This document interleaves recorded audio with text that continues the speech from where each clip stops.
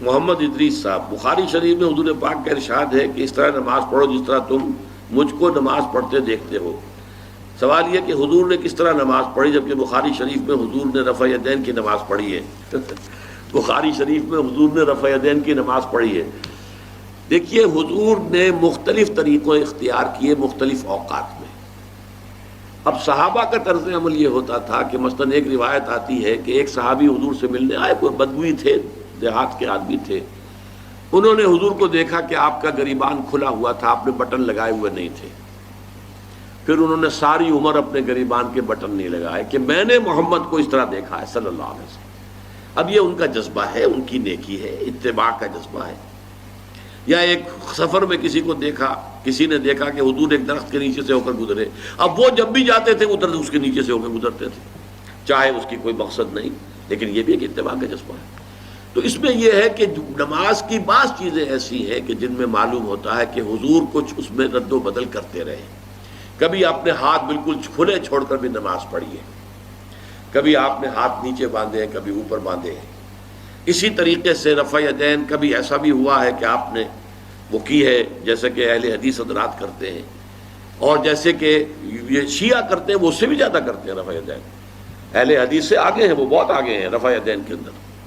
اور ایک رائے یہ ہے کہ حضور نے آخری زمانے میں آ کر سارے رفع یدین چھوڑ دیے تھے سوائے یہی جو تکبیر تحریمہ کے وقت ہے۔ اب یہ روایات، اب یہ بحث ہو جائے گی علمی، کس روایت کا کیا مقام ہے، کس کی کیا حیثیت ہے۔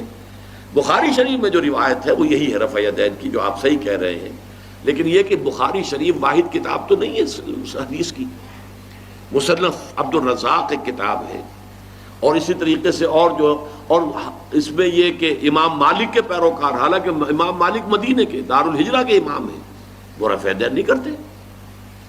امام شافعی کے کرتے ہیں، امام مالک کے نہیں کرتے، امام ابو حنیفہ کے نہیں کرتے۔ تو ان چیزوں میں بہت زیادہ پریشان ہونے کی ضرورت نہیں ہے۔ اصل جو معجزہ ہے حضور کا اور اسلام کا وہ یہ ہے کہ 1400 برس گزر گئے لیکن نماز کے ضمن میں اتنا اختلاف نہیں ہے کہ تمام مسلمان باجماعت نماز نہ پڑھ سکیں۔ دیکھیے رفع یدین کرنے میں جماعت ٹوٹی نہیں، آپ نے کیا یا نہیں کیا، جماعت کی فارمیشن برقرار رہی۔ فرض کیجئے کوئی شخص یہ سمجھتا کہ پہلے سجدہ ہے پھر رکوع ہے، تو اب یہ دو آدمی ساتھ نماز نہیں پڑھ سکتے، جن میں سے ایک کے نزدیک پہلے رکوع ہے پھر سجدہ ہے، دوسرا یہ سمجھتا ہے کہ نہیں پہلے سجدہ ہے پھر رکوع ہے، نہیں ہو سکتی، ان کی جماعت اب جمع نہیں ہو سکتی۔ یا کسی کا یہ خیال ہو کہ جیسے ہر رکعت میں رکوع ہے کہ سجدہ بھی ایک ہے، وہ ایک سجدہ کر کے کھڑا ہو جائے۔ اب ظاہر بات ہے دوسرا شخص جس کے نزدیک دو سجدے ہیں وہ ایک اور سجدہ کرے گا، فارمیشن ٹوٹ گئی، اب وہ ساتھ نماز نہیں پڑھ سکتے۔ 1400 برس بیت گئے، مشرق بعید سے مغرب بعید، پوری دنیا، آج تو کوئی کونا ہے ہی نہیں جہاں مسلمان نہ ہو، لیکن جو سالڈ مسلمان جو ہیں وہ تو آپ سمجھیے کہ انڈونیشیا سے لے کر موریتانیہ تک تو مسلمانوں کی کتنی بڑی تعداد۔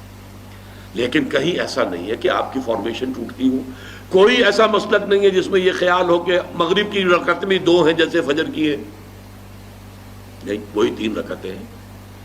کوئی ایسا مسلک نہیں جس میں یہ معلوم ہو کہ فجر کی رکعتیں 3 ہیں 2 نہیں ہے، کوئی نہیں۔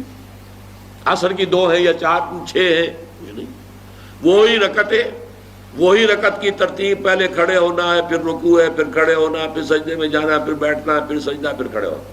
فارمیشن نہیں ٹوٹتی، شیعہ ہو سنی ہو، اور اس میں حنفی ہوں مالکی ہوں شافعی ہوں حنبلی ہوں زیدی ہوں ظاہریہ ہوں، کوئی بھی ہو، کسے باشد تمام مسلمان مل کر جماعت سے نماز ادا کریں گے اور ان کی جماعت ٹوٹتی نہیں۔ یہ ہے جس کو ہمیں سمجھنا چاہیے۔ یہ کیوں ہے؟ صلو کما رأیتمونی اصلی، کہ حضور کی کو جس طرح دیکھا صحابہ نے نماز پڑھتے ہوئے ویسے نماز پڑھ رہے ہیں، صحابہ نے ویسے نماز پڑھی، پھر آپ کے بعد تابعین نے اسی طریقے سے نماز پڑھی، پھر اس کے بعد تبع تابعین نے پڑھی، نسل بعد نسل منتقل ہو رہا ہے۔ باقی تھوڑا تھوڑا اختلاف اگر ہے تو اس کے لیے زیادہ پریشان نہیں ہونا چاہیے۔